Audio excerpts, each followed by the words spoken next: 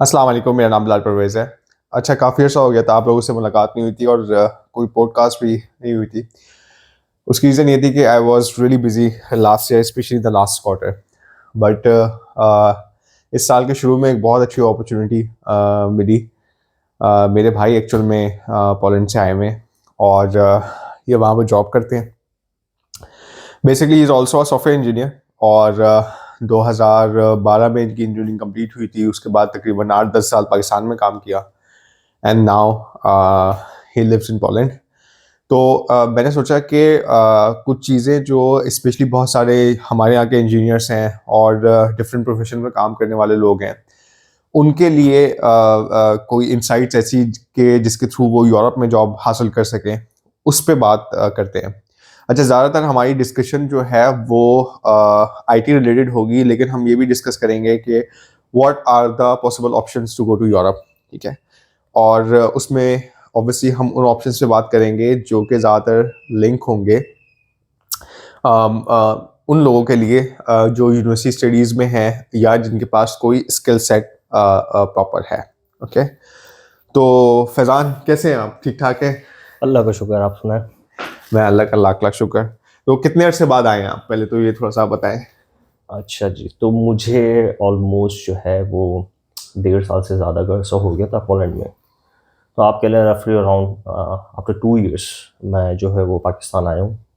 सो या that's what my whole journey. तो उसके हवाले से जो है बाकी पॉडकास्ट में जो है वो देखते हैं, डिस्कस करते हैं। तो थोड़ा सा बैकग्राउंड बताएं कि जब पाकिस्तान में थे, यानी 2 साल का मतलब ये है कि आप 23 में गए होंगे, तो उससे पहले आप क्या कर रहे थे? एजुकेशन वगैरह क्या थी? ताकि लोगों को ये पता चले कि भाई अगर बंदा यहाँ से गया और डायरेक्टली जॉब पे गया है, ठीक है, तो यहाँ पे क्या कर रहा था और कौन सी ऐसी फील्ड थी, क्या कर रहे थे कि जिसकी बेसिस पे आपको वहाँ पे जॉब मिल गई? क्योंकि आजकल तो हम न्यूज़ में सिर्फ वो डंकी वंकी वाली चीज़ें सुन रहे होते हैं हम्म। अनफॉर्चुनेटली। तो ज़रा वे फॉरवर्ड बताएं ताकि लोगों को पता चले कि और भी बहुत सारे रास्ते हैं। ओके, तो मैं इस सवाल को जो है ये क्योंकि इसमें बहुत सारी चीज़ें जो ना वो इन्वॉल्व हैं इसके आंसर में, तो मैं काम ही करता हूँ, मैं इस सवाल को जो सेग्रीगेट करके जो ना आपको पहले आंसर देता हूँ ताकि आपको मेरी जर्नी भी समझ में आ जाए और साथ साथ आपको अपने हवाले से भी ये चीज़ समझ में आ जाए कि आप इस वक्त कहाँ स्टैंड करते हैं और आप आगे किस तरीके से जो ना वो चीज़ें जो ना वो आप कर सकते हैं अपनी लाइफ में, प्रोफेशनल लाइफ में बाहर जाने के लिए। तो मेरी ग्रेजुएशन जो है वो कंप्लीट हुई थी 2012 में। So I started my graduation in 2009 और 2009 से 2012 तक मैंने जो है वो ग्रेजुएशन करी।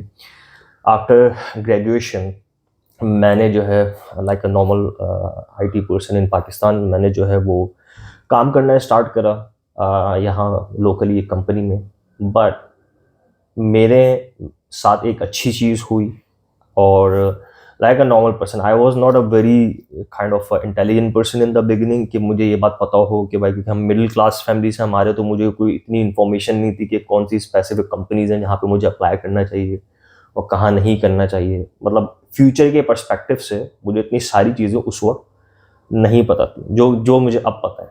लेकिन to cut a long story short, what actually happen, मैंने एक सॉफ्टवेयर हाउस में काम स्टार्ट करा जिनके पास काम जो है वो बाहर से आता था। ठीक है, तो वो बाहर से प्रोजेक्ट लेते थे, ठीक है, और फिर उसको डिलीवर हम करते थे। वहाँ से मैंने स्टार्ट करा और मेरा वहाँ से मुझे मौका मिला यूएस के लोगों के साथ काम करने का। And I was lucky enough and privilege enough in that company to have a direct contact with the developers and the higher management. ठीक है, तो over the period of time हुआ क्या कि मैं एक ऐसा डेवलपर बन गया जो कि ना सिर्फ कोडिंग करना जानता था बल्कि उसको कम्युनिकेशन स्किल्स भी समहाउ मेरे डेवलप होना शुरू हो गए। ठीक है, और हम इसके ऊपर आगे मजीद इस पर डिस्कस करेंगे, तो मेरे कम्युनिकेशन स्किल्स भी डेवलप होने लगे। तो आप यूँ समझ लें कि मैंने 5 ईयर्स वहाँ पे काम करा, 5 साल, 5 से 6 साल मैंने वहाँ पे काम करा। लेकिन उस 5 से 6 साल के अंदर जैसे यहाँ पे एक बहुत ही यानी आप समझ लें कि जो डेवलपर होता है वो बिल्कुल सिर्फ डेवलपर कंसीडर करा जाता है। मैं वहाँ पे जस्ट डेवलपर नहीं था, मैं 6 साल बाद एक developer plus half project manager, half product owner, तो हम्म। इस तरह के रोल्स के अंदर मैं इन्वॉल्व रहा। उससे मेरे अंदर ये कॉन्फिडेंस आया कि मैंने फिर जो है वो पाकिस्तान में ही कुछ कॉर्पोरेट सेक्टर्स के अंदर अप्लाई करा। ठीक है। और एक और मैं आपको बात बता दूं, मैंने साथ में फिर इसमें ये करा कि वो जो 6 साल का मेरा अरसा था जिसमें मैंने, जो मेरी फर्स्ट जॉब थी उसमें मैंने 6 साल लगाए, और उसी 6 साल के अरसे में मैंने जो है वो साथ में एज अ कंसल्टेंट जो है, after 2-3 years when I got that kind of confidence कि मैं जो हूँ वो एज अ कंसल्टेंट भी जो ना वो काम कर सकता हूँ। जैसे मैंने आपको बताया कम्युनिकेशन स्किल्स वगैरह, तो मैंने एज अ कंसल्टेंट भी काम करा। तो इस 6 साल के अरसे के बाद मैंने कॉर्पोरेट सेक्टर के अंदर आया, कॉर्पोरेट सेक्टर के अंदर मैंने काम करा, ठीक है। फिर मैंने जो है वो यूरोपियन कंपनीज के साथ काम करा, ठीक है। फिर उसके बाद मैंने जो ना खुद पर्सनली भी जो ना वो प्रोजेक्ट्स करे लोगों के, and over the period of time मैं इस लेवल को पर आ गया कि अब मैं यहाँ की कंपनी के थ्रू किसी बाहर की कंपनी के लिए काम नहीं कर रहा था, मैं डायरेक्टली जो है बाहर की कंपनी के लिए काम करना स्टार्ट कर दिया मैंने, ठीक है। सो ये मेरी जर्नी रही है यहाँ पे, ठीक है। तो in a nutshell, developer plus some management skills that I built over here, and then finally हुआ ये कि जैसे मैंने आपको बताया कि मैंने बाहर की कंपनी के लिए काम करना स्टार्ट करा। Eventually I got an opportunity in Poland, ठीक है। तो फिर मैं जो है वो पोलैंड चला गया। तो अब मैं जो है पोलैंड से जो है तकरीबन ऑलमोस्ट 2 years के बाद जो ना वो यहाँ पर मैं आया हूँ। So that was my whole journey up till now. Okay, so अब इसमें थोड़ा सा हम सेग्रीगेट कर देते हैं ताकि कोई भी बंदा जिस स्टेज में है वहाँ से चीज़ों को पिकअप कर सके। सो आपने मैंने बताया कि 2012 में आपकी ग्रेजुएशन कंप्लीट हुई एंड देन आप यहाँ पे आपने जॉब स्टार्ट की एक ऐसी Exactly. कंपनी में जिसके पास बाहर के क्लाइंट थे, ठीक है। तो एक तरह से हम ये कह सकते हैं कि वो जो प्रोजेक्ट्स थे वो आउटसोर्स हुए थे पाकिस्तान को जी या पाकिस्तान की एक कंपनी को जिसके लिए आप अपनी सर्विसेज प्रोवाइड कर रहे थे। तो मुझे प्रोसेस क्या था ये जब आप यूनिवर्सिटी में थे, यानी इस वक्त जो ये कि यूनिवर्सिटी का बच्चा देख रहा है, तो वो किस तरह से अपने आप को तैयार करे कि वो एक ऐसे क्लाइंट के लिए तैयार हो जाए जो कि यूएस में बैठा हुआ है या यूरोप में बैठा हुआ है, कि जब वो यूनिवर्सिटी से निकले तो वो प्रोजेक्ट्स ले सके या किसी ऐसी कंपनी के साथ काम कर सके जिसके पास ऑलरेडी क्लाइंट्स हैं। तो वो क्या करे एक यूनिवर्सिटी में फर्स्ट सेकंड थर्ड ईयर या व्हाटएवर जिस भी सेमेस्टर में उसको क्या करना चाहिए अगर वो कंप्यूटर साइंस में है? तो ये बहुत अच्छा क्वेश्चन है। और मैं भी जब यूनिवर्सिटी के अंदर था तो मैंने ये चीज़ नोटिस करी थी अपने फ्रेंड्स में जो मेरे साथ पढ़ रहे थे उस वक्त, और मैं ये समझता हूँ आज भी शायद ये एक रेलिवेंट क्वेश्चन हो आज के स्टूडेंट्स के लिए भी कि हमें ऐसा क्या करें, ठीक है ना। क्योंकि आप यूनिवर्सिटी में पढ़ तो रहे हो, तो रियलिटी इज़ दैट कि यहाँ पे जो एक एजुकेशन का जो कल्चर रहेगा, आप 4 साल में अपनी ग्रेजुएशन तो कंप्लीट कर रहे हो, तो पर I am not 100% sure but I am pretty much sure that most of the people do not know कि यार 4 साल बाद मैं स्पेसिफिकली मुझे कहाँ जाना है, ठीक है ना। जैसे मैंने आपको एग्जांपल दी अपनी, मैं बिल्कुल फ्रैंकली बात करूँ कि मैं जब निकला था तो मुझे नहीं पता था कि एग्जैक्टली मुझे क्या डायरेक्शन लेनी है, but I was fortunate enough that I got a really good direction, और फिर मैं उसी में चलता गया और मुझे फिर चीज़ें समझ में आना शुरू हुई। तो अब आपको क्या करना है एज अ स्टूडेंट, अगर आप यूनिवर्सिटी के अंदर हैं आपको क्या करना है? नंबर 1, रिमेंबर दिस थिंग कि अगर आप किसी चीज़ में स्किल सेट अपना बनाना चाह रहे हैं तो सबसे पहले तो आप इस चीज़ को ध्यान में रखें कि आप जैक ऑफ ऑल ना बने, ठीक है। वो कहते हैं ना jack of all master of none, ये चीज़ नहीं होनी चाहिए। रियलिटी ये है आप सब कुछ नहीं सीख सकते, ठीक है। आपको किसी स्पेसिफिक चीज़ के अंदर जो है ना अपनी मास्टरी लेकर आनी है, ठीक है। अब वो कुछ भी हो सकती है, नेटवर्किंग, हार्डवेयर, सॉफ्टवेयर स्किल्स, अब तो बहुत सारी चीज़ें, डेटा साइंस वगैरह जो भी आपकी चीज़ें, डेटा एनालिस्ट, जिसमें भी आपका इंटरेस्ट बन रहा है। और एक चीज़ मैं और बता दूं कि अगर आप कंप्यूटर की फील्ड के अंदर हैं, विच मीन्स कि आप कंप्यूटर साइंस कर रहे हैं या कंप्यूटर इंफॉर्मेशन सिस्टम इंजीनियरिंग कर रहे हैं या BCIT के अंदर हैं, आप इस तरह की किसी भी फील्ड के अंदर हैं जिसमें, यानी आप इन शॉर्ट, हम वो कहते हैं ना कि कंप्यूटर की बहुत सारी ब्रांचेज हैं, उनमें से किसी भी एक चीज़ के अंदर अगर आप काम कर रहे हैं और आप कंफ्यूज हैं कि यार मैं तो जो पढ़ रहा हूँ उसमें तो मुझे इंटरेस्ट है नहीं, मुझे इंटरेस्ट आ रहा है डेटा साइंस के अंदर, या मैं जावा लैंग्वेज तो पढ़ नहीं रहा लेकिन मुझे इंटरेस्ट आ रहा है जावा लैंग्वेज के अंदर, ठीक है। तो सबसे पहले तो आप इस चीज़ को डिफाइन नहीं कर लें अपने लिए कि आपको किस चीज़ के अंदर जाना है, किस डायरेक्शन में जाना है। आपको डेवलपमेंट की तरफ जाना है, आपको हार्डवेयर डिज़ाइंस की तरफ जाना है, आपको आगे जाके सिस्टम डिज़ाइंस करने किस तरफ जाना है, नंबर 1 थिंग। सेकेंड थिंग ये है कि आप फिर उसके हवाले से ही नेक्स्ट, अगर आपका 1 साल बचा या 2 साल बचे या 3 साल बचे, आपने उसके हवाले से ही पर्सनल लेवल के ऊपर स्टडीज करनी पड़ेंगी आपको, अगर तो आपकी उस फील्ड में, उस फैकल्टी के अंदर वो चीज़ें नहीं पढ़ाई जा रही हैं, ठीक है। जैसे अभी आजकल के जो स्टूडेंट्स होंगे, आई एम प्रीटी श्योर आजकल के स्टूडेंट्स जो हैं, मुझे अभी का करिकुलम नहीं पता, मैं एनईडी से पास आउट हूँ, तो मुझे भी नहीं पता कि एनईडी का क्या करिकुलम है, स्पेशली मेरे डिपार्टमेंट का, जिस डिपार्टमेंट से मैं पास आउट हूँ। तो अगर फॉर एग्जांपल आपको लग रहा है कि बड़ा बूम है एआई का, डेटा साइंस का और इन सारी चीज़ों का, तो देखें आप उस बबल की तरफ ना भागें। हो सकता है ये बबल अभी ना फूटे, ये 40 साल बाद जाके फूटे, हो सकता है आप 40 साल तक आप सर्वाइव भी करें, जिस फाइन, लेकिन आप पहले अपने आप से सवाल कर लें कि आपको कहाँ जाना है, उसके बाद उसमें आप स्टडीज़ करें, ठीक है, और over the period of time उसके अंदर अपना स्किल सेट जो ना आप इम्प्रूव करें।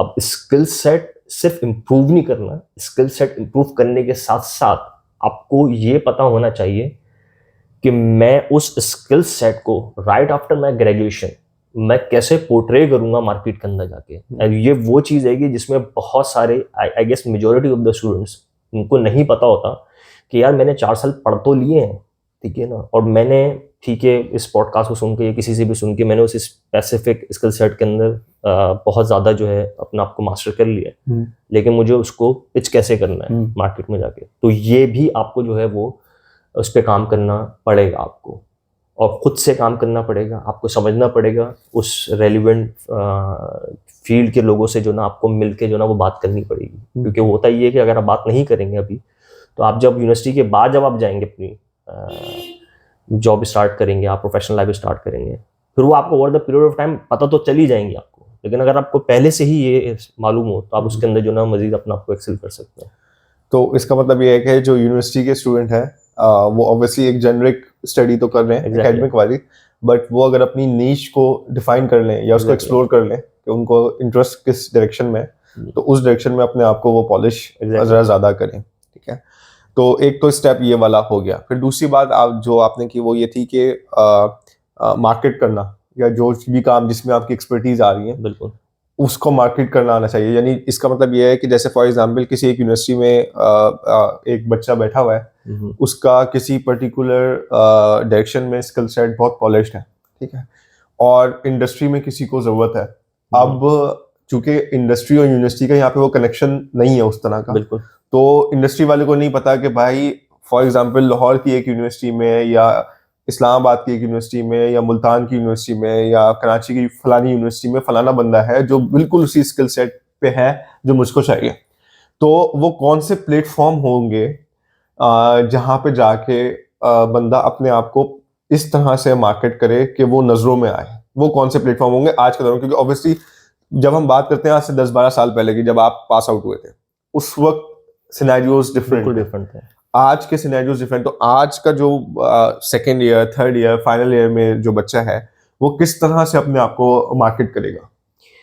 ओके, तो इसमें मैं कुछ चीज़ें जो ना वो हाईलाइट कर देता हूँ कि आप किस तरह से आप मार्केट कर सकते हैं। देखें, एक तो पहले तो आप इस चीज़ को समझें कि एक कहते हैं ना पोर्टफोलियो, अब जो आपकी रिज्यूमे जो होती है that is basically considered as your portfolio. अब माय क्वेश्चन इज दैट कि यार आप अपनी रिज्यूमे को हार्ड कॉपी के अंदर ही आप क्यों सेंड कर रहे हैं, या सॉफ्ट कॉपी के अंदर पीडीएफ बना के आप क्यों सेंड कर रहे हैं? हालांकि बहुत नॉर्मल सी चीज़ हैगी, लेकिन आप वो क्यों कर रहे हैं? Why don't you just build your simple domain, like अपने नाम से आप बना लें। मेरा नाम फैजान परवेज है, तो मैं अपनी एक जो ना वेबसाइट बना लूँ, fazanparvez.com। You have your website? I have my website as well. Okay, वो भी हम शेयर कर देंगे किसी को देखना है तो। I have my website, ठीक है ना। उसमें मैंने कोई रॉकेट साइंस नहीं करी हुई, ठीक है, मेरा पोर्टफोलियो, दैट्स इट। और जैसे जैसे पोर्टफोलियो बढ़ता रहेगा मैं अपनी वेबसाइट अपडेट कर दूंगा। So when I apply somewhere, मैं रेज्यूमे नहीं भेजता। ओके, मैं सिंपल उनको ये बात कहता हूँ, भाई ये मेरी वेबसाइट है, just go and have a look. अब इससे क्या चीज़ है, number one the question is, उससे क्या चीज़ पता चलती है? उससे ये चीज़ पता चलती है कि हाँ भाई ये बंदा जो ये बता रहा है कि ये है, जैसे फॉर एग्जांपल मैं एक developer plus DevOps plus system design वगैरह की चीज़ों के अंदर मेरा ज़्यादा इंटरेस्ट है, तो समझ में आ रहा है कि हाँ ये इस तरफ का बंदा है और ये सारी चीज़ें जो ना वो उसको पता है, इसने मुझे हार्ड कॉपी नहीं दी। Second thing is that let's suppose अगर आप हार्डवेयर की तरफ हैं, अब आप मुझसे ये बात कहेंगे कि यार मैं तो हार्डवेयर का में मेरा ज़्यादा इंटरेस्ट है, कि मैंने तो ये चीज़ बनाई भी, मैंने ये चीज़, यार आप किसी और से वेबसाइट बनवा लो, ठीक है ना, आप खुद ना बनाओ, आप हार्डवेयर का काम करो, लेकिन आपको वन स्टेप अहेड रहना है दूसरों से। हालांकि बहुत सिंपल सी चीज़ है, पोर्टफोलियो वेबसाइट, आपको वन स्टेप अहेड रहना है। सेकेंड जो थर्ड चीज़ है उसमें वो मैं ये चीज़ शामिल करूँगा कि आपने प्रोजेक्ट बना लिया, विच इज़ फाइन, वो मुझे फाइनल प्रोडक्ट दिख रहे हैं, लेकिन उस फाइनल प्रोडक्ट की जो जर्नी है आपको वो भी बतानी है लोगों को, ताकि सामने वाला जब वो प्रोडक्ट देखे, और ये स्पेशली ज़रूरी है अगर जब आप बाहर कहीं पे अप्लाई कर रहे हो, ठीक है ना। जैसे फॉर एग्जांपल जो डेवलपर्स हैं स्पेशली उनके लिए ये बात बहुत मायने रखती है। जैसे आपको गिटहब का पता होगा कि गिटहब क्या होता है, बिल्ड बकेट होते हैं, ठीक है ना। तो उस पर आप अपना कोड जो है, ये रिपोजिटरी सिस्टम्स होते हैं कि आप इसके ऊपर अपना कोड जो है ना वो पब्लिश करते हैं। सो दैट रिपोजिटरी और that published code has to have something differentiating from others, ठीक है ना। तो वो दूसरों से अलग लगे, ठीक है ना। और वो जो पूरी जर्नी है आपकी वो नजर आए उसके अंदर कि मैंने ये करा है और इस तरीके से मैं यहाँ पे पहुंचा हूँ। So basically what I am trying to say is that कि एक होता है कोड लिखना, और एक होता है कि ना मैं सिर्फ कोड लिखता हूँ बल्कि मैं स्टैंडर्ड्स को मीट करता हूँ, ठीक है।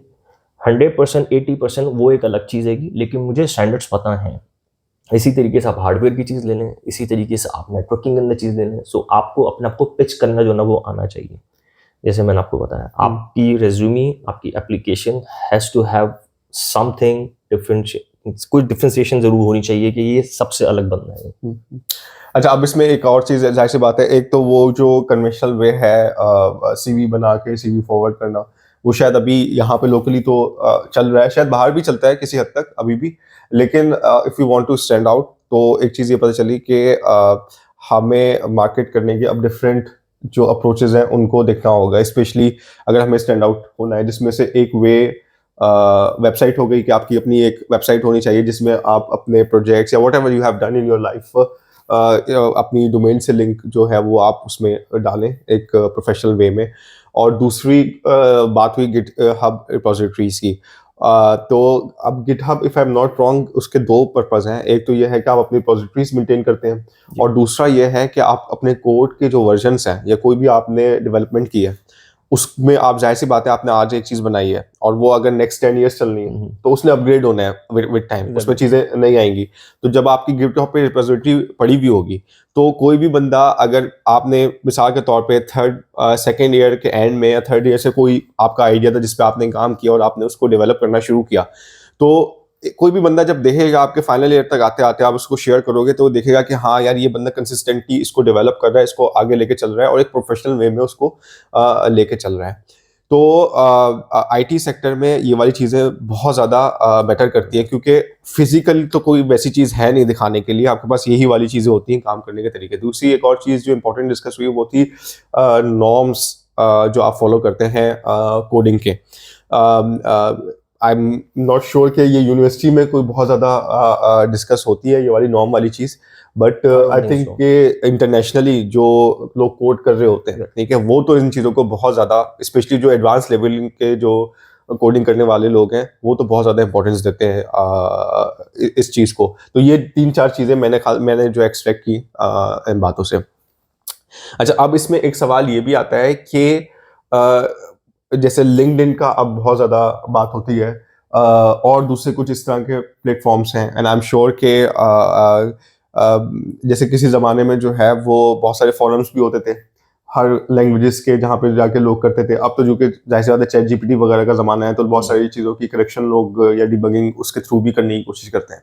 तो लिंक्डइन को कैसे एक यूनिवर्सिटी का जो स्टूडेंट है वो किस तरह से अप्रोच कर सकता है, या एक प्रोफेशनल जो अर्ली लेवल प्रोफेशनल है वो कैसे अप्रोच कर? आप चाहे प्रोफेशनल हो या चाहे आप स्टूडेंट हो, तो सबसे पहले तो मैं कुछ चीज़ें जो ना, स्पेशली जो जॉब के लिए अप्लाई करते हैं ना, ये इंटर्नशिप्स के लिए अप्लाई करते हैं, मैं अपना रूल आपको बता देता हूँ। May be you might come across over the internet के लिंक्डइन के थ्रू वो बताते हैं कि आपको किस तरीके से जो ना आप कंपनीज को जो ना वो ईमेल सेंड कर सकते हैं, वो सारी चीज़ आपको बताते हैं। मैं किस तरह से करता हूँ अप्लाई बाहर, या मैंने किस तरीके से जो ना बाहर की जॉब मुझे मिली और किस तरीके से मैंने अप्लाई करा डिफरेंट जगहों पे। मैं थोड़ी सी एफर्ट करता हूँ, ठीक है। अब वो आपके ऊपर, आप टूल्स के थ्रू करें या मैनुअल करें। फॉर एग्जांपल, आपने एक पोस्ट देखी इंटरनेट के ऊपर कि लेट्स सपोज एप्लीकेशन फॉर या senior Python developer required, let's suppose position available for senior Python developer, और वो लिंक्डइन के ऊपर है, उस पर आपके पास अप्लाई एक ऑप्शन आ रहा है इजी अप्लाई का। मैं नहीं करता वो फॉलो। ओके, मैं क्या करता हूँ, अगर तो मुझे उस पर्टिकुलर कंपनी की वेबसाइट मुझे मिल जाती है, मैं उस कंपनी की वेबसाइट पे जाता हूँ, उस कंपनी के बारे में पढ़ता हूँ पहले कि वो कंपनी क्या काम मैं कर रहे ये हैं? नहीं आपसे एक्सपेक्ट करता कि आप पूरी उसकी हम्म, हिस्ट्री आप पढ़ लें, पर आपको एक होलिस्टिक पिक्चर मिल जाए कि वो कंपनी करती क्या है। हम्म। ठीक है। यानी यानी सॉरी टू यानी अगर पाइथन का डेवलपर्स को चाहिए तो पाइथन की किस नीश में काम कर रहे हैं? एग्जैक्टली अगर आप सीनियर पाइथन डेवलपर के लिए हम्म, अप्लाई करें, यानी पाइथन डेवलपर के लिए अप्लाई कर रहे हैं, तो आप ये समझ लें कि वो कंपनी करती क्या। और ये भी पॉसिबल हो सकता है वो for the very first time किसी पाइथन डेवलपर को हायर कर रहा हो सकता है उनके पास कहीं से प्रोजेक्ट आया हो। तो ये सारी चीजें जो आपको इन्फॉर्मेशन मिलेगी उस कंपनी की प्रोफाइल देख के। And most of the times LinkedIn के ऊपर जो प्रोफाइल होती है is just a simple page, generic बहुत है। जेनेरिक पेज होता है जो उन्होंने डाला होता है लिंक्डइन के ऊपर। And you actually do not get a complete idea कि यार ये कंपनी जो ना और किन किन डायरेक्शंस के अंदर है, इसका कंप्लीट पोर्टफोलियो क्या है। some of the companies really do have a good profile over the our LinkedIn, but some of them do not have. Better ये है कि आप उसकी वेबसाइट के ऊपर जाएं, उसको पूरा समझें। Now the next step is, जब आप अप्लाई करेंगे, अगर तो उस कंपनी की वेबसाइट के ऊपर फॉर्म अवेलेबल है, आप वहां से करेंगे। इजी अप्लाई लिंक्डइन के इजी अप्लाई से नहीं करेंगे। थर्ड थिंग इज, और अगर आपको उस कंपनी का एक्चुअल वो ईमेल एड्रेस मिल जाता है, ठीक है, जिस पे उन्होंने रिक्वेस्ट करा हुआ है ईमेल करने के लिए कि आप हमें ये ईमेल कर दीजिए, द बेटर ऑप्शन इज कि आप उन्हें पर्सनल ईमेल करें। ठीक है। और जब आप ईमेल करें उनको, तो आप पहले ये बताएं कि आपने क्या पढ़ा है उनकी कंपनी की प्रोफाइल के बारे में। मतलब जो भी बंदा रिक्रूटर जो है, जब वो उस ईमेल को देखेगा तो उसको ये अंदाजा होगा that person did not just had a look on the LinkedIn page, उसने जाके जो है मेरी प्रोफाइल को भी जो ना वो पढ़ा है। ठीक है, मेरी कंपनी प्रोफाइल को मेरी कंपनी वेबसाइट पे भी जाके उसने एफर्ट करी है उसको समझने की। तो ये सारी चीज़ें जब आप करते हैं, फिर आप अपने बारे में बताएंगे। एक पूरी मतलब एक ड्राफ्ट होता है ईमेल का, वो आपको पूरा वो करना होता है। तो जाके जो ना आप स्टैंडर्ड होती है आपकी एप्लीकेशन। ये स्पेशली मैं आपको बता रहा हूँ, ये यहाँ पर भी चलता है, पाकिस्तान में भी लोकली भी चलेगा। ठीक है ना। लेकिन बाहर तो ये ज़्यादा समझें आप, एक चेरी ऑन द टॉप आप कह लें, केक के ऊपर आपने चाहिए, वो एक ऐसी चीज़ हो जाती है बाहर के लिए स्पेशली। अच्छा, अब इसमें दो दो पॉइंट्स हैं जो इम्पोर्टेंट समझने वाले।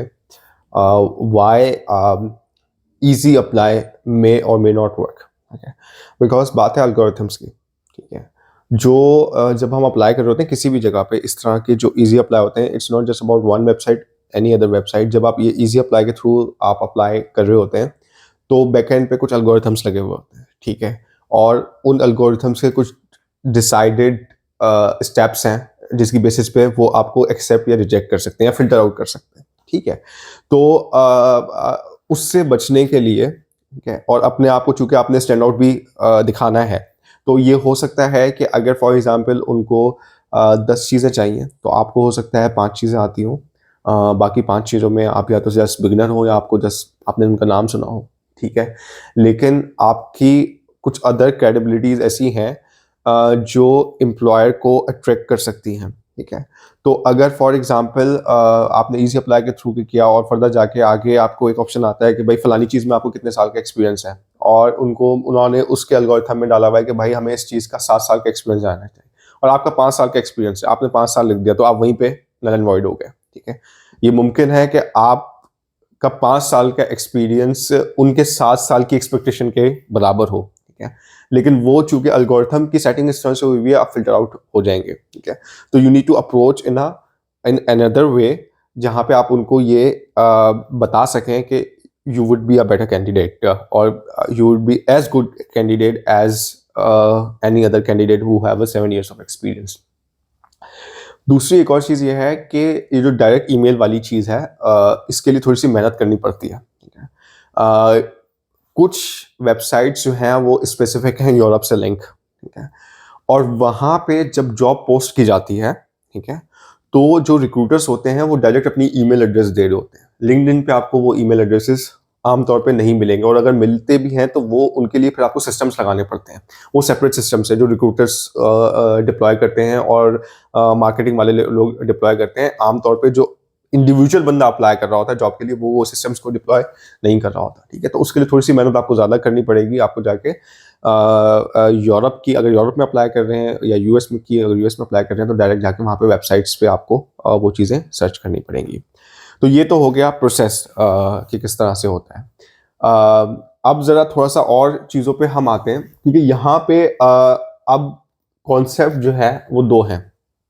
एक तो जॉब लेके आप मूव कर गए, चाहे आप मिडिल ईस्ट मूव कर गए या आप यूरोप में मूव कर गए या यूएस में मूव गए। एक तो तरीका ये है जॉब का, ठीक है, कि आपने अप्लाई किया, आप सिलेक्ट हो गए, आप मूव कर गए। एक तरीका है रिमोट जॉब का, कि आप पाकिस्तान में ही हैं और यहाँ बैठे बैठे आप किसी अब्रॉड की कंपनी के लिए काम कर रहे हैं, ठीक है। ये दोनों पॉसिबिलिटीज़ हैं, ठीक है, और ये आपके स्किल सेट पे और किस तरह से आप डिलीवर कर सकते हैं ये उस पर बेस्ड है।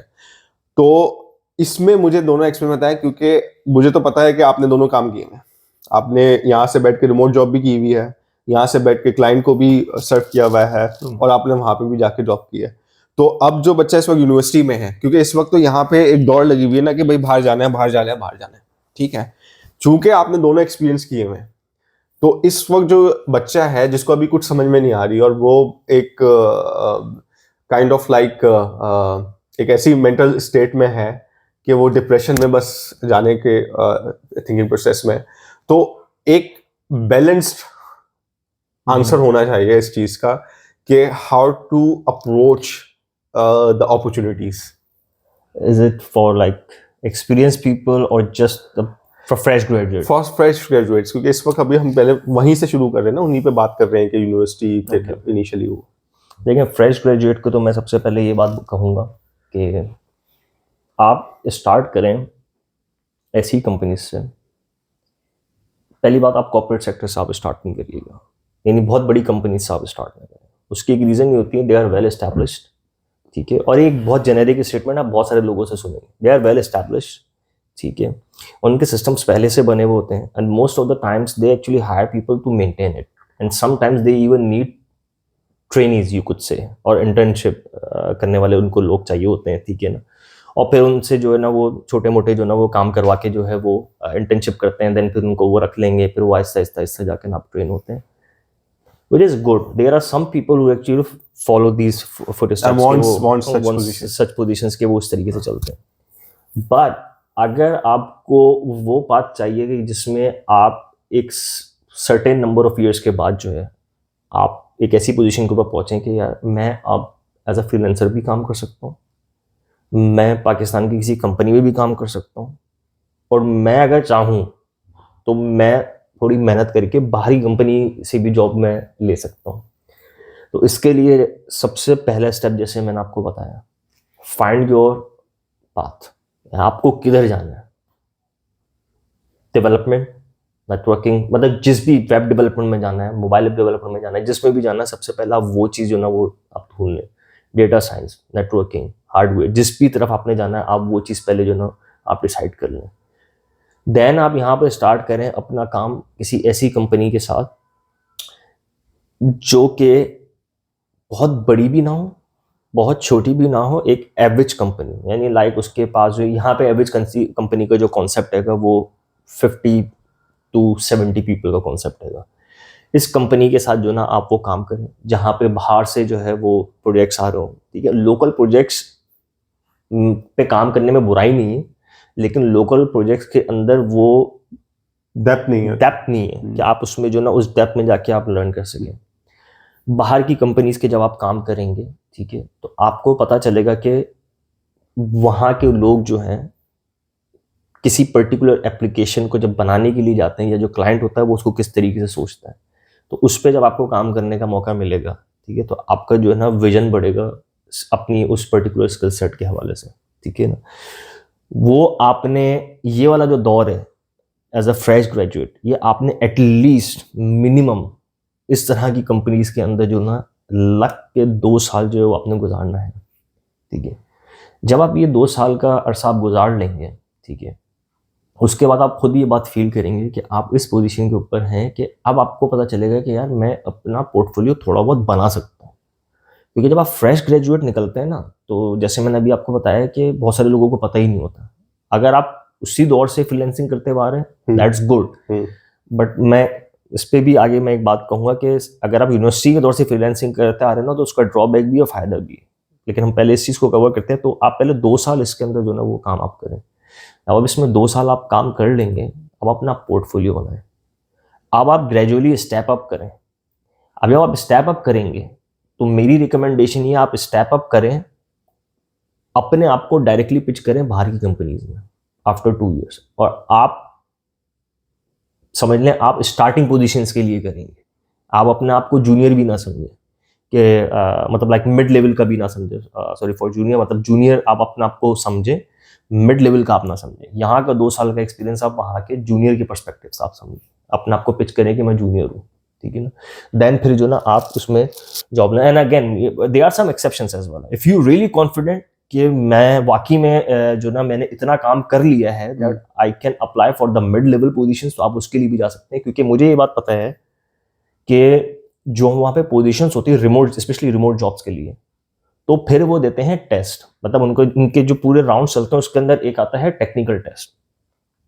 टेक्निकल टेस्ट जो होता है वो वाकई में उनका उस पोजीशन के पर्सपेक्टिव से होता है। मेरी जो एक्सपीरियंस है मेरा, उसके मुताबिक मैंने ये चीज़ देखी है कि यहाँ पे 2 साल का जिस बंदे का एक्सपीरियंस है, 2 से 3 साल का एक्सपीरियंस, वो वहाँ के जूनियर के बराबर है, ठीक है।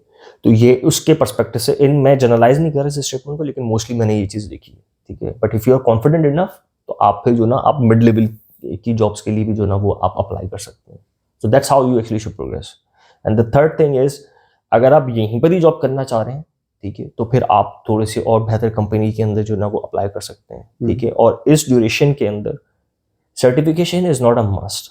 जहाँ पे उन्होंने ये चीज़ लिखी हुई होती है ना, certification is a must, those companies are actually looking for people के जिनकी सर्टिफिकेशन के बेस के ऊपर वो क्लाइंट से पैसे निकलवा सकें कि जो ना हमारे पास इतने सर्टिफाइड बंदे हैं इस पर्टिकुलर प्लेटफॉर्म पे या इसके, तो हम आपको जो ना ये सर्विसेज देंगे।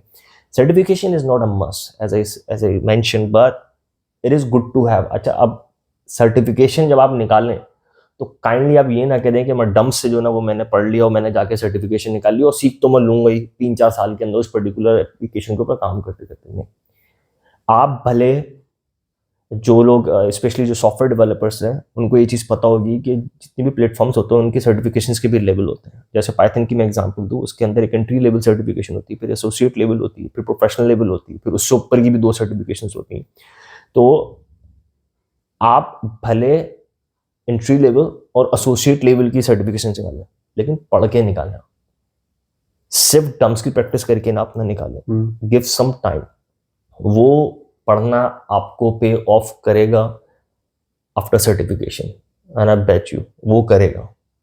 उसमें एक और चीज़ भी है ना कि आपने अगर सर्टिफिकेशन बेसिस पे कोई इंटरव्यू विन कर लिया, मीन इन द सेंस कि आपने एप्लीकेशन की थी और इंटरव्यू की कॉल आ गई, तो जब आप इंटरव्यू में बैठेंगे तो जो इंटरव्यू लेने वाला है वो उस सर्टिफिकेशन की बेस पे कुछ चीज़ें आपसे एक्सपेक्ट कर रहा होगा। बिल्कुल ऐसी ही बात है। और दूसरी बात ये कि अगेन भाई यहाँ पाकिस्तान की बात नहीं कर रहा, लेकिन बाहर की कंपनीज के अंदर क्या होता है कि अगर आपने ये चीज़ मेंशन कर दी कि मैं फला चीज़ का सर्टिफाइड बन रहा हूँ, और आपने ये चीज़ मेंशन कर दी कि भाई मैंने प्रोफेशनल लेवल की सर्टिफिकेशन करी हुई है या मैंने एसोसिएट लेवल की सर्टिफिकेशन करी हुई है, there is a high probability कि जब आपका टेक्निकल राउंड होगा, ठीक है, वो आपसे उस पर्टिकुलर सर्टिफिकेशन के हवाले से सवाल करेगा। There is a high probability कि वो आपसे सवाल करेगा। There could be a possibility कि कोई बंदा आपसे सवाल ना करे, लेकिन वो करेगा ज़रूर आपसे।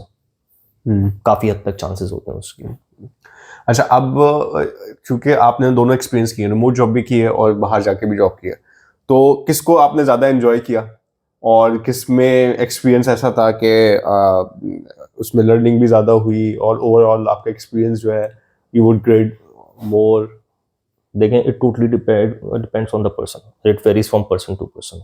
मैं अपने हवाले से अगर मैं बात करूं तो मैंने दोनों एंजॉय करे, दोनों के प्रोस एंड कॉन्स हैं, ठीक है। मैं पहले रिमोट की बात कर लेता हूँ और फिर मैं आप कह लें फिजिकली वहाँ जाके काम करना उसका क्या एक्सपीरियंस होता है उसकी भी मैं आपको बात बता देता हूँ। जैसे मैं अपने बारे में बताता हूँ, मैंने रिमोट जॉब स्टार्ट करी ऑलमोस्ट पाकिस्तान में 9 साल काम करने के बाद, 8 से 9 साल काम करने के बाद। मैं पहले भी कर सकता था, ये मैं आप लोगों को वैसे बता दूं, मैं पहले भी कर सकता था, लेकिन मैंने 8 से 9 साल बाद ये काम करना स्टार्ट करा। उसकी एक बहुत बड़ी रीज़न ये थी कि जैसे मैंने अभी आपको बताया कि जो फ्रेशर्स होंगे वो ये चाह रहे हैं भाई आपको रिमोट जॉब करनी आप कर लो, but you know what's the best time काम करने का बेस्ट टाइम क्या है बाहर रिमोट? क्योंकि देखो अगर आप यहाँ बैठे हो और आप जो है वो अभी फ्रेश ग्रेजुएट हो और 2 साल बाद आप $1000 ले रहे हो, आप बेसिकली अपने साथ ज्यादती कर रहे हो। ये मैंने रास्ता तो बताया है क्योंकि लोगों को आगे बढ़ना है, ठीक है ना, उससे जाना है। बट द रियलिटी इज अगर आपको सही मायनों में ये आप कह लो कि इंजॉय करना है फ्रीलैंसिंग वाला पीरियड या अपने इंडिपेंडेंस इंजॉय करनी है, तो आप कम से कम पाकिस्तान के अंदर जो है ना 5 to 8 years लग के काम करें। उसके बाद जब आपको बाहर का बंदा हायर करेगा ना, वो आपको एक बहुत अच्छी सैलरी के ऊपर आपको हायर करेगा, एक अच्छे पैकेज के ऊपर आपको हायर करेगा। और वो पैकेज यहाँ के हिसाब से मोर देन इनफ होता है, ठीक है, नंबर 1। ये तो हो गया एक कॉन, लेकिन उसकी प्राइस क्या है, that you have to work locally for at least 5 to 8 years and of course it varies from person to person. कोई लोग आपको ये बात बोलेंगे कि भाई 3 साल के बाद मेरी तो जॉब लग गई इतनी अच्छी। अगेन ये कोई थंब रूल नहीं है, पर्सनल स्किल सेट और बहुत सारी चीजें। The second thing is when you work as a remote employee या freelancer, the biggest challenge is time management. जितना आसान ये लगता है ना कि यार मैं तो मैनेज कर लूंगा, तो घर पे ही बैठा हूँ, ये उतना आसान होता नहीं है, specially for a person who is married and it is more difficult for a person who is not married, ठीक है ना। वो क्यों? इस वजह से उसकी वजह बेसिकली ये होती है कि आप अकेले हो। मैरिड पर्सन के तो अपने एक मसले मसाइल हैं जो उसकी फैमिली के होते हैं, ठीक है ना, तो वो तो एक अलग किस्सा है। लेकिन आप उसका दूसरा एंगल क्या, आप पहले आप वो चीज़ समझे। जब आप फ्रीलांसर अपने आप को कहते हो ना कि मैं अकेला काम करता हूँ, it means you are the one responsible for everything. If something happens to your system, you are responsible for it. If the power breaks down, you are responsible for this. So basically one man army वाली बात हो जाती है कि आपको जो है ना अपने रिसोर्सेस का, मतलब जो आपको रिसोर्सेस चाहिए इस काम को करने के लिए, वो भी आपको खुद मैनेज करने हैं, प्लस आपको टाइम मैनेजमेंट भी आपको रखनी है। तो ये सारी चीज़ें आपको जो है ना वो खुद हैंडल करनी पड़ेंगी। बड़ा फैंसी लगता है ये स्टार्टिंग में, बट इट्स नॉट ईजी, ठीक है ना। और मैंने बहुत सारे अपने मेरे खुद के दोस्त हैं, उन्होंने स्टार्ट की थी फ्रीलांसिंग, 6 महीने बाद उनको अंदाजा हो गया कि यार मैं फ्रीलांसिंग नहीं कर सकता, ठीक है ना। वो अब यहाँ के आपको हालात पता है, उसके बाद उनको अंदाजा हो गया कि यार मैं फ्रीलांसिंग नहीं कर सकता, ठीक है। क्योंकि एक चीज याद रखिएगा, जब आप फ्रीलांसिंग करते हैं ना, और स्पेशली अगर आप यूरोप या यूएस रीजन के अंदर आप फ्रीलांसिंग कर रहे हैं और अगर आप नए नए हैं, इट टेक एटलीस्ट, और किसी एक क्लाइंट के लिए आप काम कर रहे हैं, it take at least a year to build a trust. और उस 1 साल के अंदर अंदर ना बहुत सारे लोग जो ना वो, क्योंकि आपको मुस्तकिल सिस्टम पे बैठना है, वो आपको जो ना वो देख रहा होगा इसने कितना आवर्स किए रहे हैं काम, कितना आवर्स में ये जो ना वो ऑफिस में है, वो सारी चीज़ें जो ना, कुछ लोग तो जो ना आपको रिमोट जो ना उनके सिस्टम एक्सेस करने के लिए कह देते हैं, जिसमें वो एनीडेक्स और डिफरेंट सॉफ्टवेयर के थ्रू जो ना आपकी माउस ट्रैकिंग और ये सारी चीज़ें जो ना वो कर रहे होते हैं। So these are the cons you could say in my opinion, ठीक है ना, जो अपेरेंटली लगता है कि आसान है लेकिन है नहीं। अब बात करते हैं कि वहाँ जाके आपको क्या क्या फ़ायदे होते हैं और क्या क्या नुकसान होते हैं। पहले नुकसान की बातें कर लेते हैं, जो कि ऑलमोस्ट सबको ही पता होगा। फैमिली से दूर होते हैं आप, ठीक है ना, होम सिकनेस आपको फील होती है, ठीक है ना, ये सारी चीज़ें हैं। और जो ये जो शौक होता है ना, स्पेशली जब आप थोड़े से प्रोफेशनल लेवल से मुराद ये कि अगर आप एज एक्सपीरियंस हायर गए बाहर, तो वो जो शौक होता है ना बाहर जाने का, वो 3-4 महीने के बाद ना वो नॉर्मल हो जाता है, वो सब नॉर्मलाइज हो जाता है। आपको वो जगह नॉर्मल लगने लगती हैं, वो सारी चीज़ें नॉर्मल लगने लगती है। क्योंकि ये याद रखें, जब आप एक्सपीरियंस्ड हायर, मैं एक्सपीरियंस्ड हायर बाहर गया हूँ, ठीक है ना, मतलब the company who hired me, they were already having this thing in their mind कि ये आएगा और पहले दिन से ही काम करेगा, ठीक है ना, ये काम करने लगेगा, ठीक है ना। We do not need to train him और टीच हिम फॉर एनीथिंग, ठीक है। तो जब आप इस पोजीशंस के ऊपर बाहर आप जाते हैं, तो ऑब्वियसली सी बात है, you are already carrying a responsibility right from the very first day, ठीक है ना। और मिड लेवल या जूनियर लेवल के ऊपर अगर आप चले गए बाहर, तो मैं कहूंगा कि you are one in the millions, outlier basically, ठीक है ना। अगर आपको, क्योंकि मिड लेवल और जूनियर्स भाई वहाँ बहुत भरे पड़े हैं, you can not even compete with them, to be honest, आप नहीं कर सकते उनसे कम्पीट। तो एक्सपीरियंस हायर के साथ ही होता है। तो आपको, जो आपको मैंने बताया कि वहाँ जाके सारी चीज़ें नॉर्मल हो जाती हैं, ठीक है ना। और जब आप उन लोगों के साथ आप काम करते हैं, तो सबसे बड़ी चीज़ जो आप देखते हैं ना, जो आप फ्रीलांसिंग के दौरान जो ना आपको नहीं पता चलती। देखिए कभी कभार ऐसा होता है, कम्युनिकेशन स्किल्स एक ऐसी ये बहुत बड़ी चीज़ है। तो कभी कभार ऐसा होता है कि जब आप एज अ फ्रीलांसर आप काम कर रहे होते हैं तो सामने वाला क्लाइंट जो है वो कैमरे पे नहीं है, वो जस्ट आपसे वॉइस कॉल कर रहा है, ठीक है ना, ये टीम्स पे बात हो रही है, इस तरह से कुछ हो रहा है। तो एक जो बॉन्डिंग होती है ना, फिजिकल रोज मिलने की, और ये आपकी नहीं बन पाती। सबसे बड़ा बेनिफिट आपको वहां पर मिलता है क्योंकि आपके पास स्किल सेट है टेक्निकल, उसके अलावा आप कंपनी के अंदर और क्या लेकर आते हो, ठीक है ना। तो ये जो आपसे मैंने बात की कम्युनिकेशन स्किल सेट, या ट्रस्ट में लेना क्लाइंट को, या क्लाइंट से जाके मिलना, ठीक है ना, उसको कन्विंस करना कि that we can do this thing, ठीक है ना, और बिजनेस को एक्सपेंड करना। क्योंकि बाहर की कंपनीज आपको ना एज अ टेक पर्सन नहीं दिखते, सिर्फ वो आपको देखती हैं कि यार ये टेक्निकल तो है, क्योंकि आपको फिर वहां बुलाने का फायदा है क्या है? आप इस चीज को समझो, तो सिर्फ टेक्निकल चीज तो रिमोट भी लिया, टेक्निकल चीज करवानी है मैंने आपसे, तो आपसे मैं टेक्निकल ऐसी करवा लूं, ठीक है ना। मैंने आपको वहां बुलाया क्यों है? आपको मैंने बुलाया इस वजह से कि यार ये ना सिर्फ टेक्निकल है बल्कि ये मेरे बिजनेस को भी समझेगा और उस हिसाब से फिर वो डिसीजन लेगा। तो ये बाहर का एक एक्सपीरियंस होता है, जाना चाहिए बंदे को, एक्सपीरियंस करना चाहिए इसमें, ठीक है ना। और ये इसके प्रॉज हैं, और कॉन्स में ये है कि होम सिकनेस, अगर आप स्पेशली अगर आप किसी यूरोपियन कंट्रीज की आप बात करो तो वहां पर आपको लैंग्वेज बैरियर्स होना वो ज्यादा होते हैं। तो ये है। हाँ, वो तो खैर लोग बहुत सारे होम सिकनेस का जब तक बाहर नहीं जाते तब तक सोचते नहीं है उन लोग, वो यहाँ तक जब तक होते हैं तब तक उनको लगता है कि हम बाहर एंजॉय कर लेंगे, लेकिन जब बाहर जाते हैं तो फिर वो है एक चीज। खैर अच्छा, अब हम उस पर थोड़ी सी बात करते हैं कि लास्ट 2 ईयर से एआई का बड़ा बज़ है। अब थोड़ा सा जो है वो चीज़ें नॉर्मलाइज हो रही हैं, लोगों की एक्सपेक्टेशन जो है वो नॉर्मलाइजेशन की तरफ है। बट इस एरा में जो लोग कोडिंग सीख रहे हैं, ठीक है, तो उनको एआई को कितना यूज़ करना चाहिए, किस हद तक यूज़ करना चाहिए, because obviously they are also learning the coding, ठीक है। तो एक तो किस हद तक यूज करना चाहिए और किस तरह से यूज करना चाहिए कि उनकी लर्निंग में वो एज असिस्टेंट के तौर पर हो, रादर के उनकी लर्निंग में एज बैरियर के तौर पर हो।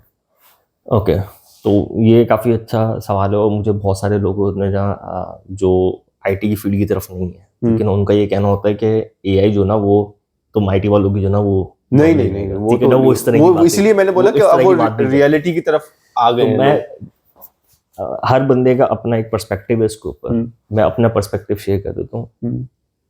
जॉब्स रिड्यूस होंगी, नंबर ऑफ जॉब्स। मैं जब कहता हूँ रिड्यूस होंगी तो मैं रिड्यूस इसको जो ना नंबर ऑफ जॉब्स किस सेंस में कर रहा हूँ बता दो। अगर एक टेक्नोलॉजी है, लेट्स सपोज रिएक्ट जेएस की हम बात कर लेते हैं। रिएक्ट जेएस की लेट्स सपोज ऑन एवरेज हर साल इस वक्त फॉर द टाइमिंग, आप इसको एज एन एग्जाम्पल आप ले लें, 10,000 जॉब आती हैं लेट्स सपोज। आज से 5 साल बाद वो शायद 1000 रह जाए, 10,000 की जगह 1000 रह जाए, और खत्म होते होते टाइम लगेगा, लेकिन फिर भी थोड़ी बहुत जॉब जरूर रहेंगी। डेवलपमेंट जो है वो over the period of time, या एआई जो है, सिर्फ डेवलपमेंट की हम बात नहीं करते, या एआई जो है, एआई बेसिकली आपकी हेल्प करने के लिए बनाई है, वो एज अ रिप्लेसमेंट टूल नहीं है वो, ठीक है। जैसे मुझे पाइथन से काम तेज कर सकते हैं, एग्जैक्टली वो आपके लिए एज अ एक हेल्पर टूल है, यू कुड से असिस्टेंस के लिए आपकी, लेकिन वो आपकी कंप्लीट ह्यूमन जॉब को जो है, जिसके लिए एक बहुत ही एक ऐसा दिमाग, मतलब देखें एट द एंड वो एक मशीन ही है, ठीक है ना। आप बेसिक पाइथन के प्रोग्राम्स तो आप लिखवा लेंगे, ठीक है, वो सब आप कर लेंगे। इवन जो लोग जेंगो के ऊपर काम करते हैं, या स्प्रिंग फ्रेमवर्क के ऊपर काम करते हैं, या जो लोग जो है एमवीसी फ्रेमवर्क के ऊपर काम करते हैं, या सी शार्प के ऊपर काम करते हैं, तो आप लोगों को पता है कि एआई को जब आप एक फाइल आप देंगे ना, यानी पूरा एक फाइल देंगे, वो कॉन्टेक्स्ट बनाता है, कॉन्टेक्स्ट से जो ना वो पूरा समझ के जो ना आपको आंसर देता है। But just let's talk about the system that has millions of files. एक ऐसा प्लेटफॉर्म है जिसके अंदर मिलियंस ऑफ फाइल्स हैं, नहीं बता सकता वो किस तरीके से हो, एटलीस्ट अभी तो नहीं बता सकता वो अभी नहीं बता सकता वो, और ये चीज आने में काफी टाइम है, इस कॉन्टेक्स्ट को बिल्ड होने, सब चीजों को। यहाँ से आपने क्या चीज पिक करी, बेसिक प्रोग्रामर तो कहीं नहीं रहेगा, वो चले गए, वो इस वक्त जो है ना वो यूजलेस हो चुके हैं। जो अपने आप को कहते हैं ना कि भाई मैं थोड़ी बहुत प्रोग्रामिंग में कर लेता हूँ, ये मैं थोड़े बहुत जो है ना वो काम कर लेता हूँ, ठीक है ना भाई, वो तो वाकई रिप्लेस हो चुके हैं। अब सवाल ये है कि आप कितने एडवांस लेवल तक जा सकते हो। तो उस चीज के लिए एआई जो ना आपको जो ना वो हेल्प कर रहा है, और उसमें आपको जो है अपने आप को, अब आप यूं समझ लें कि आप बिल्कुल फ्रेशर अगर आप पाइथन स्टार्ट कर रहे हैं, तो आप अपने जहन में यह बात बिठा लें कि जो मिड पाइथन डेवलपर का कॉन्सेप्ट है आज के दौर में, वो कॉन्सेप्ट नहीं है जो आज से 5 साल पहले था। आज मिड लेवल पाइथन डेवलपर का जो कॉन्सेप्ट है या जावा डेवलपर का जो कॉन्सेप्ट है, इट्स अ बिट डिफरेंट, ठीक है। तो इस चीज को समझना बहुत जरूरी है। तो अगर आप खुद से जो है वो बिल्कुल फ्रॉम स्क्रैच वीडियो देख के, सारी चीजें देख के जो ना आप सीख रहे हैं, that's good, but I would suggest कि आप चैट जीपीटी की हेल्प लें, ठीक है ना। आप उसके साथ जो है कम्युनिकेशन करके समझें आप कि और मजीद इस कोड को कॉम्प्लेक्स कैसे करा जा सकता है और मजीद कैसे बेहतर करा जा सकता है इसको, ठीक है। क्योंकि आपने एक कोर्स लिया तो उस कोर्स के अंदर तो एक स्पेसिफिक उसने जो ना प्रोजेक्ट पकड़ा है या कोई प्रॉब्लम्स पकड़ी है, उसको वो सॉल्व करता हुआ वो जा रहा है, जो भी इंस्ट्रक्टर रहेगा। तो आप इस तरीके से अपने आप को जो ना वो ट्रेन कर सकते हो। So in a nutshell it's to help you. जो एआई है, yes, of course it's going to replace, as it has already replaced a lot of jobs. In the future it's going to happen, but jobs बिल्कुल wipe out होने में अभी बहुत time है। और दूसरा एक और चीज भी है कि फिर बहुत सारी जॉब्स क्रिएट भी हो रही है। लेकिन आप बहुत सारे तो बच्चे यहाँ पर अभी ऐसे हैं जो सिर्फ एआई टूल्स को सीखते हुए जो वो चीजों को जो ना वो कर रहे हैं, पैसा कमा रहे हैं। तो ऑब्वियसली सी बात है। अच्छा, इसमें एक और चीज भी है, इसको शायद पुराने लोग ज्यादा रिलेट कर पाएंगे। 90s या उससे पहले जो है लोग बैंक्स में लेजर्स बनाया करते थे, रजिस्टर्स में लिखा करते थे, ठीक है। व्हेन एक्सेल केम तो वो सारी चीज़ें एक्सेल पे आ गई, या दूसरे जो सॉफ्टवेयर्स हैं अकाउंटिंग के उस पर आ गई। सो इसका मतलब ये नहीं है कि लोग बैंक से ख़त्म हो गए, लोग अब भी हैं, बैंकों की तादाद बढ़ गई, ठीक है। पहले बैंक अगर 100 खाते मैनेज करते थे तो अब 1000 खाते मैनेज करने के काबिल हो गए। तो basically what AI is going to do, जो उसका मेजर आई थिंक ज़्यादा रहेगा, it's going to make work faster for human being. और जो लोग उसके साथ काम करने में एडजस्ट हो गए, ठीक है, तो शायद उनके लिए आसानी होगी एज कम्पेयर वो लोग जो उनके साथ काम। ये बिल्कुल वही ट्रांजिशन हो रही है इस वक्त, जब इंटरनेट आया था, जब कंप्यूटर आया था, ये वही ट्रांजिशन हो रही है, ठीक है ना। जो इसके साथ चल पड़ेगा वो सरवाइव कर जाएगा, जो साथ नहीं चलेगा वो रिटायर हो जाएगा, वो रिटायर होकर या तो अपनी डायरेक्शन बिल्कुल कंप्लीटली चेंज करेगा, ठीक है ना। मतलब it's just a transition, usually transition है। इन सम एरियाज ये बहुत तेजी से हो रही है, in some areas it's a bit slow, ठीक है। लेकिन over the period of time ये स्टैग्नेंट हो जाएगी, यानी फिर ये एआई एक प्लेटू आ जाएगा ना, उसका आ जाएगा। और फिर हम इसके लिए बिल्कुल इस तरीके से बात करेंगे जैसे आज हम बात करते हैं यार, इंटरनेट आपके घर हर किसी वो ऑब्वियसली वो फिर जाहिर सी बात है टेक्नोलॉजी अपनी शक्ल भी चेंज करती है, एग्जैक्टली, ठीक है। फिर उस वक्त आगे और क्या चीजें आएंगी वो उस वक्त की बात है, ठीक है। तो चले आज का फिर यहाँ तक रखते हैं। आई थिंक काफ़ी इंटरेस्टिंग चीज़ें हमने डिस्कस की, और मेरे ख्याल से बहुत सारे लोग जो इस वक्त यूनिवर्सिटीज़ में होंगे या आगे अर्ली इस स्टेजेस कैरियर के होंगे, वो देख रहे होंगे कि वो कैसे कर सकते हैं और क्या क्या पॉसिबिलिटीज़ हैं। इम्पॉर्टेंट चीज़ ये है कि अगर आपके पास स्किल सेट है, आपकी इंटेंशंस करेक्ट हैं, आप लग के काम कर रहे हैं, कोशिश कर रहे हैं, और राइट जगह पे नॉक कर रहे हैं, तो दरवाज़ा आपके लिए खुलेगा। आज नहीं कल, कल नहीं महीने बाद नहीं, 6 महीने बाद, 6 महीने बाद नहीं, साल बाद। तो बस काम करते रहिए, सीखते रहिए, आगे बढ़ते रहिए। और आज के लिए अल्लाह हाफिज़। Thank you very much.